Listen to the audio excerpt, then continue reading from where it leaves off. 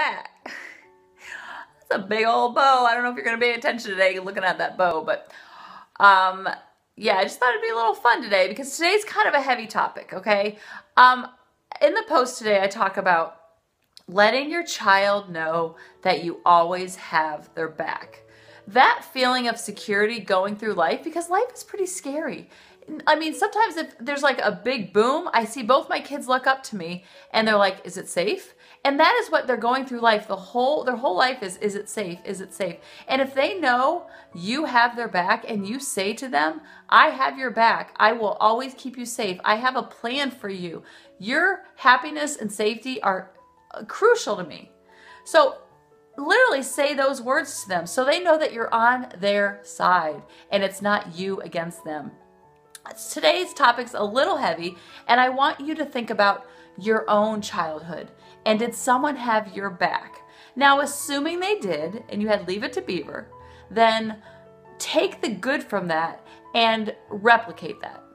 If you didn't have that, then take the good from your childhood and replicate that. And then take the stuff that hurt when you felt neglected or rejected or pushed to the side, or they had issues that had nothing to do with you, but you internalized them because you're a child and you're egocentric and you should. If you were abused, if you were mentally abused, if there was alcohol growing up in the family, whatever it is, it's your personal story, and how you respond to that and how you either replicate that, the good parts, or you take out the bad stuff is up to you. But you have to weed through it. You have to figure out what was the good, what was the bad, and use it as a sifter to raise your own children, because there had to have been good in your childhood, because it made the amazing human being that you are today. Whether you're a fighter, whether you're a lover, whatever it is, it created who you are. It might not have been perfect or ideal, but I bet you had people in your life that were there for you. And so you want to be that person, whether if it was your mom or your dad, you want to be that person for your child every single day, showing up. So that's why I love the Conscious Parent, because these children are brought into our lives to teach us about our undeveloped self. What do we need to work on, instead of constantly putting the spotlight on them, because they're so little and innocent and beautiful and impressionable and vulnerable. I mean, the other day I was cleaning out the house, and I gutted out the closets.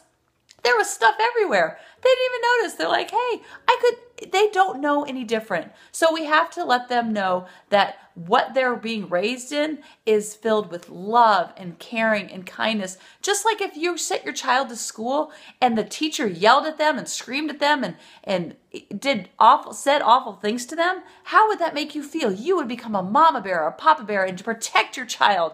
So make sure that you're not that teacher that you would be the one complaining about. So make sure that your interactions with your child, even through their storms, are ones of positive, loving, and you're modeling for them how to get through the storms and not taking it personally, not letting the door slamming, triggering something from your past of how you felt disrespected by your parents or your brother or your sister or your cousin or your uncle.